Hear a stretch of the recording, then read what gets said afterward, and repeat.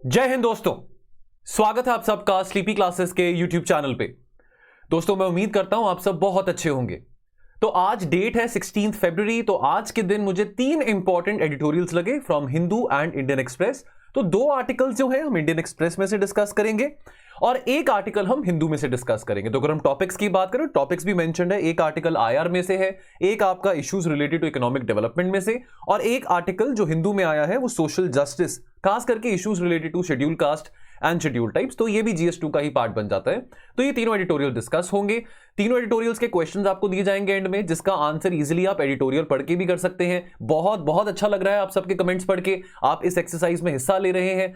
और देखिए, मैं आपको इस बात से श्योरिटी से कह सकता हूं कि आप 2-3 महीने अगर ये एक्सरसाइज कैरी ऑन करते रहेंगे तो आपका जो फियर है ना, प्रीलिम्स क्लियर हो गया, अब हम मेंस आंसर राइटिंग क्या करें, हमको आंसर राइटिंग नहीं हो पा रही है, वो फिर आपका बहुत दूर हो जाएगा। मैं बार बार कहता हूं कि only way to overcome fear is to take action.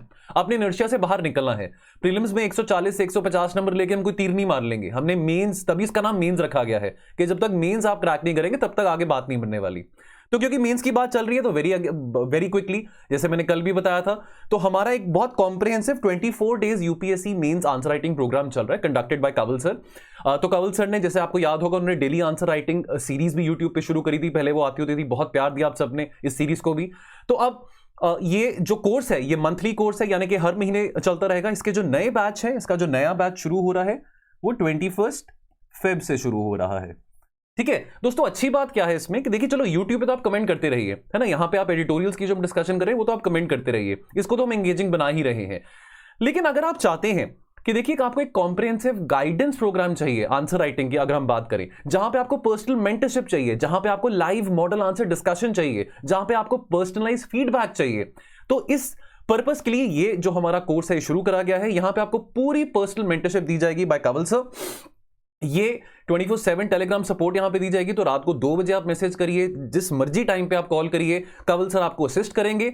तो इसमें आपको बहुत ही अच्छी फीडबैक, आपको लाइव मॉडल आंसर डिस्कशन, कैसा आंसर होना चाहिए, जो आपका आंसर है उस पर क्या आप, कहां पे आपकी कमी बेची रही है, कैसे आप इंप्रूव कर सकते हैं। तो ये सारी की सारी फैसिलिटीज आपको कितने में मिल रही है? सिर्फ 3000 रुपए में। तो कोई ज्यादा कॉस्ट नहीं है। तो आप ये कोर्स को अवेल कर सकते हैं। तो do enrol in this course, do visit the website और do call on this number इस कोर्स के बारे और इंफॉर्मेशन लेने के लिए। तो 21 फेब को ये नया बैच शुरू हो रहा है, तो इस बात का ध्यान रखना। चलिए, तो ये बात मैंने यहां पे करनी थी। अगला हम शुरू कर, तो ये टेस्टिमोनियल्स भी हैं दोस्तों कुछ यहां पे। तो हमारे कुछ दोस्त हैं, बहुत टाइम से हमारे साथ जुड़े हुए हैं, तो उन्होंने टेस्टिमोनियल्स भी दिए हैं, इस कोर्स को लेके फीडबैक दिया है। तो ये कोर्स बहुत बच्चों को अच्छा लग रहा है। तो मैं इस करके गुजारिश करूंगा बार बार कि इस कोर्स को आप डेफिनेटली अवेल करिए। आपकी आंसर राइटिंग एबिलिटीज और ज्यादा अच्छी हो जाएंगी और शार्पन हो जाएंगी। चलिए, तो having said that, let's start with our discussion. पहला एडिटोरियल, लुकिंग बियॉन्ड जनता और हुंता, जैसे भी आप प्रोनाउंस कर सकते हैं इसको। अब कंटेक्स्ट है इंडिया म्यांमार के रिलेशंस। देखिए, इसको लेके अभी हमने 2 वीक्स बैक ऑल्सो 2 एडिटोरियल्स आए थे, बैक टू बैक हमने डिस्कस करे थे। हमने ये भी पढ़ा दिसंबर में जो हमारे फॉरेन सेक्रेटरी हैं Harshvardhan Shringla, he visited Myanmar. अब देखिए, अब 1 साल हो गया वहां पे मिलिट्री कू को हुए को। देखिए, बहुत ही अनफॉर्चुनेट बात है कि 54 ईयर्स के बाद 2015 में एक पॉपुलरली इलेक्टेड गवर्नमेंट म्यांमार में आई थी। म्यांमार में ज्यादातर जो रोल है, ज्यादातर जो डोमिनेंस है, मिलिट्री का रह चुका है। तो मिलिट्री को नहीं पसंद कि वहां पे किसी भी किस्म की प्रो डेमोक्रेसी मूवमेंट हो या कोई डेमोक्रेटिकली इलेक्टेड पार्टी वहां पे आए। लेकिन ऑंग सान सू की पार्टी, क्या नाम है उसका, national league for democracy, NLD। तो national league for democracy established majority इन 2015। 2020 में क्या हुआ, 2020 में फिर से इलेक्शंस हुए थे, असेंबली इलेक्शंस हुए थे, और बहुत कॉम्प्रिहेंसिव, बहुत ऐतिहासिक विक्ट्री हासिल करी ऑंग सान सू की पार्टी ने, यानी कि नेशनल लीग ऑफ डेमोक्रेसी ने। अब आर्मी ने बोला कि ये कैसे हो गया, ये तो हो ही नहीं सकता कि भाई हम यहाँ पे दादा हैं, हम यहाँ पे सबसे ज्यादा सुप्रीम है, तो हम ये रिजल्ट को नहीं मानते हैं।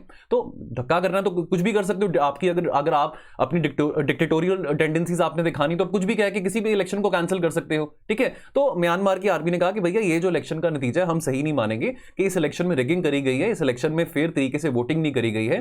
तो चलो, ये तो प्रोपेगेंडा था म्यांमार की आर्मी का, ये तो हमको भी पता है कि इसमें कोई किसी किस्म की मिलावट नहीं थी इस इलेक्शन में। बट बहरहाल पिछले साल फरवरी में कू हुआ, जिसके चलते जो डेमोक्रेटिक इलेक्टेड गवर्नमेंट थी उसको डिस्टेबलाइज कर दिया, उसको हटा दिया गया। अब हुआ क्या उसके बाद, देखिए अब लोग भी बेवकूफ नहीं है। हम 2010-11 से देख रहे हैं कि चाहे वो टुनीशिया हो, चाहे वो लिबिया हो, ठीक है, यहां पे सिविल अनरेस्ट मूवमेंट चल रहे हैं। तो म्यांमार की सोसाइटी ने, देखिए म्यांमार की इकोनॉमी कोई बहुत अच्छी तो है नहीं, कोई डेवलप्ड देश में तो वो आता नहीं है, ठीक है। तो म्यांमार के लोगों ने इस बात को लेकर सड़कों में बहुत प्रोटेस्ट किया, आर्मी की बढ़ती अट्रॉसिटीज को लेकर, यहां तक कि वहां पे बहुत सारे लोगों ने जो सिविलियन मिलिशियाज हैं, यानी कि जो सिविल सोसाइटी में से जो लोग हैं, उन्होंने भी अपने आप को हथियार लेने शुरू कर दिया, अपने आप को आर्म्ड करना शुरू कर दिया, ताकि वो फाइट कर सके अगेंस्ट द म्यांमार आर्मी और against the insurgent groups which is backed by the Myanmar army. तो अब इस ग्रुप का नाम क्या है, जो सिविलियन मिलिशियाज हैं, पीडीएफ। ये पीडीएफ यानी कि वो फाइल नहीं जो आप डाउनलोड करने वाले हैं, पीडीएफ यानी कि पीपल्स डिफेंस फोर्सेस, ठीक है। अब देखिए बहुत एक हैरानगी की बात है कि जितने लोगों की मौत म्यांमार में हो चुकी है पिछले 1 सालों में, या जितने क्लैशेस हो चुके हैं, इतने क्लैशेस तो अभी तक अफगानिस्तान में, यमन में भी नहीं हुए थे जितने 1 साल में यहां पे हो चुके हैं। और वो भी 1 साल में नहीं, बिटवीन फरवरी टू दिसंबर 2021। तो आंकड़े आपके सामने हैं 6675। अब म्यांमार की आर्मी को म्यांमार की जो आर्मी है उसको भी बहुत मुश्किल लग रहा है इस पूरी प्रॉब्लम को डील करना, इतना आसान काम नहीं है। अब म्यांमार वो 1990s वाला म्यांमार नहीं कि आप किसी को थप्पड़ मार के चुप करा के बैठा दोगे। तो वहां पे लोग अब एजुकेटेड हैं, अवेयर हैं, वो अपने सिविल राइट्स के लिए प्रोटेस्ट कर रहे हैं। तो उनके लिए बहुत, अब म्यांमार की आर्मी क्या कर रही है, वो तो जो इंसर्जेंट ग्रुप्स हैं, चाहे वो नॉर्थ ईस्ट में इंडियन बेस्ड इंसर्जेंट ग्रुप्स हैं या म्यांमार में जो इंसर्जेंट ग्रुप्स हैं, उनको पूरा सपोर्ट कर रही है, फाइनेंसिंग दे रही है, ताकि कैसे वो उनके हेल्प में आ सके और वो ये सिविल सोसाइटी के लोगों के साथ लड़ाई कर सके, उनको मार सके। तो ये काम वहां पे हो रहा है पिछले 1 साल में। अब इंडिया का बैलेंसिंग एक्ट की बात करें, देखिए इंटरनेशनल रिलेशंस में ना दोस्तों, एक पॉलिसी हर बार काम नहीं आती है, हम एक अप्रोच हर बार नहीं अपना सकते हैं। तो यानी कि मैं कहना क्या चाह रहा हूं, वो ये कहना चाह रहा हूं कि अभी तक तो हमारी डिप्लोमेसी की बात करें, इंडियन फॉरेन पॉलिसी की बात करें टुवर्ड्स म्यांमार, वो ये था कि हमने बैलेंस बना के चलना है, कि यानी कि हमने एंगेज करना है आर्मी के साथ भी और हमने एंगेज करना है वहां पे सिविलियन गवर्नमेंट के साथ भी। जो भी वहां पे आएगा वो बहुत क्रिटिकल रहेगा। क्यों? क्योंकि याद करिए म्यांमार जो है बहुत क्रिटिकल है हमारी एक्ट ईस्ट पॉलिसी के लिए, है ना। जो हम लुक ईस्ट के बाद एक्ट ईस्ट की बात कर रहे थे, एक्ट ईस्ट पॉलिसी की बात कर रहे थे कि कैसे हम अपनी इकोनॉमी को डीपली इंटीग्रेट कर सकते हैं साउथ ईस्ट एशियन नेशंस के साथ, उसके लिए म्यांमार बहुत क्रिटिकल है ना। अब इंडिया, कोशिश तो इंडिया की यही थी कि भाई जो भी वहां पे हो, चाहे सिविलियन इलेक्टेड गवर्नमेंट चाहे मिलिट्री, उनके साथ हम एंगेज करें। दूसरी बात, यानी कि जो दूसरा यार्डस्टिक था इंडिया का एंगेज करने का, वो ये था कि किसी तरह से चाइना के इन्फ्लुएंस को कंट्रोल किया जा सके। कोई देखिए हिडन सीक्रेट तो है नहीं कि चाइना, चाहे वहां पे सिविलियन गवर्नमेंट है चाहे वहां पे मिलिट्री गवर्नमेंट है, तो वहां पे चाइना तो उनको खुला आम फंडिंग करती है, खुला सपोर्ट करती है। अब क्या ये यार्डस्टिक रखना कि सिर्फ चाइना के इन्फ्लुएंस को कंट्रोल करने के लिए हम वहां पे किसी मर्जी प्लेयर के साथ एंगेज करें, क्या वो सही है? यहां पे क्वेश्चन मार्क रेस करा गया है। तो यहां पे अंत में एक बात जो समझने वाली ये है कि दिल्ली को इस बात को रियलाइज करना चाहिए कि जो मिलिट्री है वहां की, ना मिलिट्री इज नो लॉन्गर अब डोमिनेंट फोर्स जो वहां पे पॉलिटिकल स्टेबिलिटी दे सके, जो वहां पे इकोनॉमिक स्टेबिलिटी दे सके। कितने सारे इंफ्रास्ट्रक्चर प्रोजेक्ट्स हैं हमारे, Kaladan multi modal transit project की अगर हम बात करें, India Myanmar Thailand trilateral highway की बात करें, अब इस तरह के प्रोजेक्ट्स का अगर हमने कंप्लीशन देखना है तो जब तक पॉलिटिकल स्टेबिलिटी नहीं है वहां पे, तब तक हम अपने एक्ट ईस्ट का सपना कैसे देख पाएंगे। और चिंता की बात यहां पे ये भी आती है कि हम, जैसे आप जानते हैं कि हमारे जो बॉर्डर्स हैं बहुत पोरस है, खास करके अगर अपनी नॉर्थ ईस्ट स्टेट्स की बात करें तो हमारे नॉर्थ ईस्टर्न स्टेट्स की बॉर्डर बहुत पोरस है, वेदर इट्स विद बांग्लादेश और वेदर इट्स विद म्यांमार। तो हमको यह भी पता है जो इंसर्जेंट ग्रुप्स हैं, चाहे वो मणिपुर में हो, चाहे वो मिजोरम में हो, चाहे वो नागालैंड में हो, उनको बहुत बैकिंग मिलती है। म्यांमार के जो इंसर्जेंट ग्रुप्स हैं, एथनिसिटी सेम है। नागाज की बात करें तो वहां पे म्यांमार में भी बहुत नागाज रहते हैं, तो एथनिसिटी भी सेम है, ठीक है। कोई हिडन सीक्रेट नहीं है कि चाइना भी इन इंसर्जेंट ग्रुप्स को बहुत फंड करता है। अब इस पॉलिटिकल इंस्टेबिलिटी के माहौल में हमको अपनी जो इंटरनल सिक्योरिटी है उसकी भी चिंता है, ठीक है। अब क्वेश्चन आता है why can't military bring the stability. तो ये बात तो क्लियर होगी कि भाई मिलिट्री इज इनकेपेबल। अगर वहां पे लोग ही सड़कों पर आके मिलिट्री से लड़ रहे हैं बिना किसी खौफ के, बिना किसी डर के, तो डेफिनेटली मिलिट्री का वो अब ऑरा नहीं रहा, ठीक है, जो ऑरा मिलिट्री का, म्यांमार की मिलिट्री का 1990s में था। तो यहां पे एक बड़ी अच्छी लाइन यहां पे मेंशन करी गई है, देखिए, fire power without popular will is almost always a recipe for disaster for failure। ये बहुत अच्छी लाइन मेरे को लगी, अब इसको कोट भी कर सकते हैं अगर आप आंसर लिखेंगे इसका, या अगर आपको इसके कंटेक्स्ट में कोई क्वेश्चन पूछा जाता है, ठीक है। अब म्यांमार के जो जनरल हैं, now they might enjoy all the hard power, उनके पास तोपे होंगी, टैंक्स होंगे, एम्युनिशंस होगा, उनको बहुत फंडिंग मिल रही है चाइना से, लेकिन इस कंट्रोल का, धक्केशाही का भी क्या फायदा ना, जब लोग ही आपको रिस्पेक्ट नहीं कर रहे हैं, जब लोग ही आपके मुंह पे आके थूक रहे हैं, तो क्या फायदा उस चीज का। और इंटरेस्टिंग बात तो ये है, बहुत सारे जो सरकारी अफसर हैं, बहुत सारे जो एजुकेटेड लोग हैं, कॉलेजेस में जो स्टूडेंट्स पढ़ते हैं, वो अब खुलेआम सिविल डिसोबीडियंस मूवमेंट कर रहे हैं। ठीक उस तरह से जैसे आपने मॉडर्न हिस्ट्री में भी पढ़ा होगा, 1930s में जो सिविल डिसोबीडियंस मूवमेंट इंडिया में हुई थी, अब इसी तरह से लोग सड़कों पर आके रिबेल कर रहे हैं अगेंस्ट द म्यांमार आर्मी। ऐसा माना जाता है कि काफी सारे लोग विद इन द आर्मी भी बहुत खफा हैं म्यांमार के जनरल से, और वो भी आके सड़कों पर प्रोटेस्ट कर रहे हैं खुलेआम। तो क्या इस स्थिति में आपको लगता है कि म्यांमार स्टेबिलिटी प्रोवाइड कर सकता है? मुझे तो नहीं लगता। Now internal security concerns for India की बात करें तो यहां पे दोस्तों एक रीजन है सागेंग रीजन की, अगर हम बात करें ना, ये सागेंग रीजन जो है, आपको मैं मैप भी दिखा देता हूं, तो ये है आपका सागेंग रीजन, ठीक है, ये जो ग्रीन में जो हाईलाइटेड है। अब ये जो सागेंग रीजन है, this borders 3 north east Indian states. कौन सी वो स्टेट्स है? नागालैंड, अरुणाचल और मणिपुर। तो यहां पे बहुत क्लैशेस हो रहे हैं। उसके बाद हम चीन स्टेट की बात करें तो दोस्तों ये है आपकी चीन स्टेट। तो यानी कि जो अनरेस्ट चल रहा है म्यांमार में, ज्यादातर नॉर्थ और नॉर्थ वेस्ट ऑफ म्यांमार में चल रहा है। अब ये दोनों स्टेट जो है ये बॉर्डर करती है हमारी नॉर्थ ईस्ट इंडियन स्टेट्स के साथ, नागालैंड और Arunachal and Manipur being one with Sagaing. और चीन स्टेट के बाद, अगर चीन स्टेट के साथ हम बात करें तो मिजोरम और मणिपुर इसको बॉर्डर करती हैं। अब देखिए यहाँ पे इंसर्जेंट ग्रुप्स भी बहुत बैठे हुए हैं। हमारी जो सिक्योरिटी है, इंटरनल सिक्योरिटी इश्यूज है, खास करके in the north east insurgency की बात करें, वो भी बहुत ग्रेव है। तो इतना हम हल्के में तो नहीं इसको ले सकते हैं। और यहां पे ये भी बात आई है कि at least 4 Indian insurgent groups they have reestablished their camps inside Myanmar. इन इंसर्जेंट ग्रुप्स को मैं फिर से रिपीट कर रहा हूं, म्यांमार की आर्मी यूटिलाइज कर रही है, यूज कर रही है to quash off the civil unrest which is happening in Myanmar. तो आपको यह भी याद होगा, अभी नवंबर 2021 में कर्नल विप्लव त्रिपाठी, उनकी वाइफ, उनके बच्चे और साथ में 5 बहादुर असम राइफल्स के जवानों को इन्हीं इंसर्जेंट ग्रुप्स ने मार गिराया था। यह कब हुआ था? 14 नवंबर 2021 को हुआ था। कहां हुआ था? चूरचंदपुर डिस्ट्रिक्ट ऑफ मणिपुर में हुआ था। तो यह हमारे लिए कॉज ऑफ कंसर्न है। तो हम काहे को एंगेज करें म्यांमार की आर्मी के साथ, जब उनकी आर्मी खुलेआम इंडियन इंसर्जेंट ग्रुप्स को बैक कर रही है, उनको यूटिलाइज कर रही है, उनका यूज कर रही है, तो हम क्यों उनके साथ फिर रिलेशन बना के रखें? तो यहां पे अब बात जो आ जाती है वे फॉरवर्ड की, अगर हम बात करें, देखिए अब ये जो डिलेमा इंडिया के लिए रहा है कि हम म्यांमार की आर्मी के साथ या वहां पे जो भी कोई सत्ता में उसके साथ एंगेज हम करें ताकि चाइना का इन्फ्लुएंस वहां पे कम हो सके, ठीक है। अब ये बात शायद प्रैक्टिकल नहीं होगी, इस बात को अज्यूम करना कि भाई अगर हम म्यांमार की आर्मी के साथ अगर एंगेज नहीं करते हैं, अगर हम उनको एलिमिनेट कर देते हैं, तो चाइना का इन्फ्लुएंस बढ़ जाएगा। अगर हम रिपोर्ट्स की माने तो ये जो मिसकंसेप्शन क्यों हमारा सही प्रूव हो सकता है, वो इस करके बिकॉज ऑन द कॉन्ट्री जो चाइना है, चाइना को भी रियलिटी के बारे में पता है। चाइना अपनी पॉलिसी में टुवर्ड्स म्यांमार ज्यादा प्रैक्टिकलिटी लेके आ रहा है, लेकिन हम इतनी प्रैक्टिकलिटी नहीं शो कर रहे हैं। चाइना की माने तो चाइना ये कह रहा है कि लुक वी नो कि वहां पे जो आर्मी है पॉलिटिकल स्टेबिलिटी नहीं प्रोवाइड कर सकती है। तो चाइना भी एंगेज कर रहा है, नेगोशिएट कर रहा है with Aung San Suu Kyi, with the people of National League of Democracy. तो जो प्रो डेमोक्रेसी फोर्सेज हैं, चाइना उनके साथ बहुत ज्यादा एंगेज कर रहे हैं। तो why aren't we engaging with the pro democracy forces? आने वाले समय में डेफिनेटली ऐसा लगता है कि प्रो डेमोक्रेसी फोर्सेज जो है वो फिर से आएंगे सत्ता में। तो उस सिचुएशन में क्या हम, हमारे जो सिक्योरिटी इंटरेस्ट है, हमारे जो इकोनॉमिक इंटरेस्ट है, उसको सेफगार्ड करने के लिए हमको भी बहुत जरूरी है कि हम एक डेफिनेट स्टैंड लें। तो ये स्टैंड लेना, ये जो डिलेमा हमारे लिए था कि हम आर्मी के साथ एंगेज इस करके रखें just because of the yardstick के चाइना को हमने कंटेन करना है, तो वो शायद सही साबित नहीं होगा। ये बात इस आर्टिकल में कही गई है। क्वेश्चन क्या बनता है? For India stability not the military should be the focus in Myanmar. Critically evaluate करिए इसको 250 शब्दों में। चलिए, आप इसको 70 शब्दों में लिखिए, 80 शब्दों में लिखिए, वो खुली छूट है आपके पास, खुली आजादी है, लेकिन लिखिए, कुछ ना कुछ तो इसमें लिखिए ताकि हमको पता तो लगे कि आपके व्यूज क्या बन रहे हैं, इसको देख के, इसको सुन के क्या आपके व्यूज बन रहे हैं। तो वो बात हमने देखनी है। अगला editorial, the key driver of self reliance. देखिए इंडियन एक्सप्रेस में आया था ये भी, लेकिन इसमें बहुत सारी फैक्चुअल चीजें थी, बहुत सारे फैक्ट्स और फिगर्स थे, तो ज्यादा फैक्ट्स और फिगर्स की बात हम नहीं करेंगे। जो सेंट्रल बात है, मेन जो मोटी बात है वो क्या है, मुद्दे की बात है, वो हम डिस्कस करते हैं। हम बात करते हैं आत्मनिर्भर भारत की, हम बात करते हैं मेक इन इंडिया की। हम चाहते हैं हमारी economy 5 trillion, 7 trillion, 10 trillion dollar economy हो। पर इतिहास गवाह है कोई भी देश चाहे डेवलप्ड हो, चाहे वो हम ईस्ट एशियन इकोनॉमीज की बात करें, वो तब तक डेवलपमेंट लेवल्स नहीं अचीव कर सकता जब तक वहां पे R&D पे फोकस ना किया जाए, जब तक रिसर्च एंड डेवलपमेंट पे खर्चा ज्यादा ना किया जाए। तो आपने चाहे डिफेंस इंडिजिनस प्रोडक्शन बढ़ानी है, चाहे आपने सेमीकंडक्टर मैन्युफैक्चरिंग करनी है, चाहे आप इलेक्ट्रॉनिक्स की मैन्युफैक्चरिंग करनी है, आपने सॉफ्टवेयर्स बनाने हैं, इसमें बहुत जरूरी है कि हम इन्वेस्ट करें, R&D में इन्वेस्ट करें। अगर हम ग्लोबल एक्सपेंडिचर की बात करें टुवर्ड्स R&D, तो वो लगभग 1.7 ट्रिलियन डॉलर्स है, राइट नाउ। अब जो मोस्ट कॉमन इंडिकेटर है to measure the country wise investments, उस इंडिकेटर का नाम क्या है? GERD। इसका फुल फॉर्म क्या है? Gross domestic expenditure on research and development.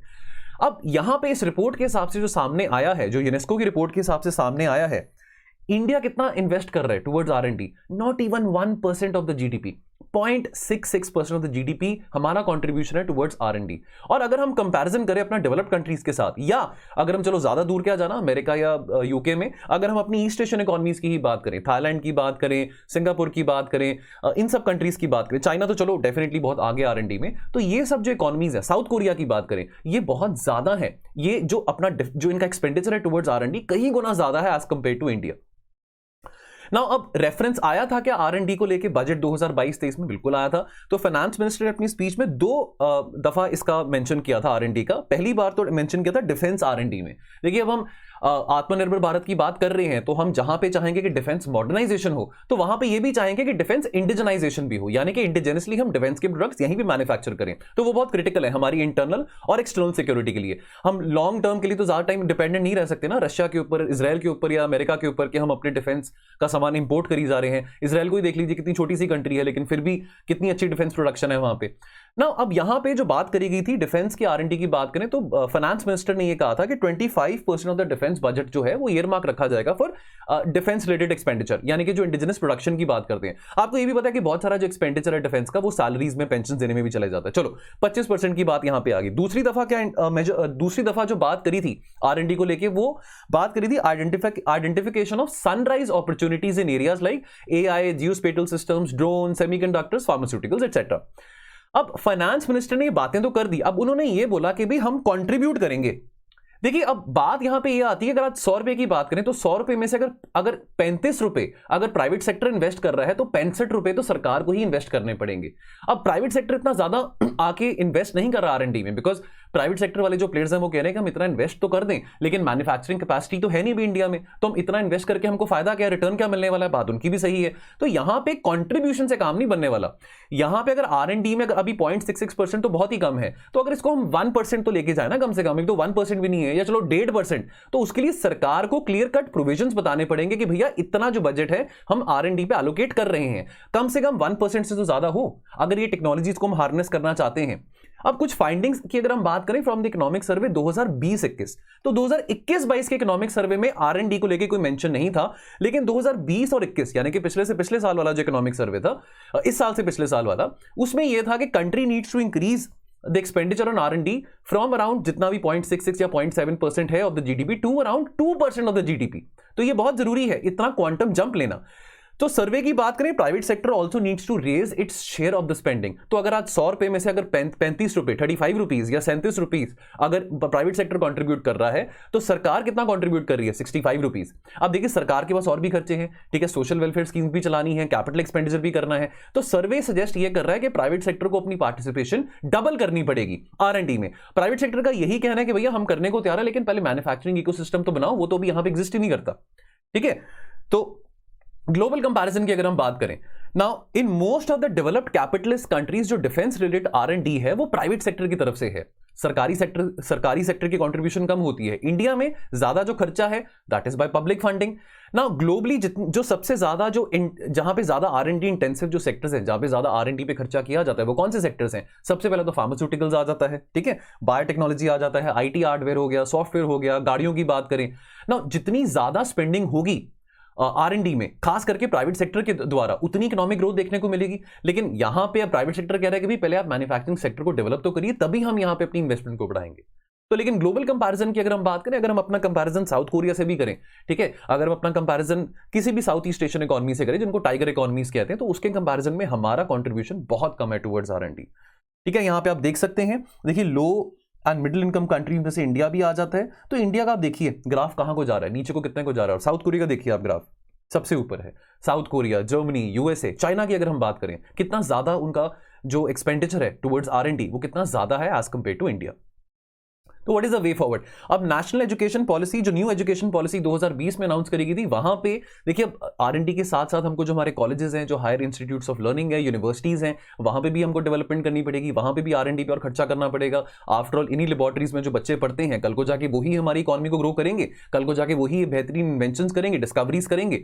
ठीक है, तो यहां पे the centre needs to cover the current deficits in R&D and cater to the present and future needs by committing. चलो 2% तो इकोनॉमिक सर्वे बोल रहा है, लेकिन एटलीस्ट 1% तो करें, जो भी 0.66% है उसको 1% तक तो लेके चलें, तभी तो हम आत्मनिर्भर बन पाएंगे। तभी अब जितना हम रिसर्च एंड डेवलपमेंट में इन्वेस्ट करेंगे उतना ही हम सेल्फ रिलायंस बन पाएंगे ना, उतना ही मेक इन इंडिया हो पाएगा।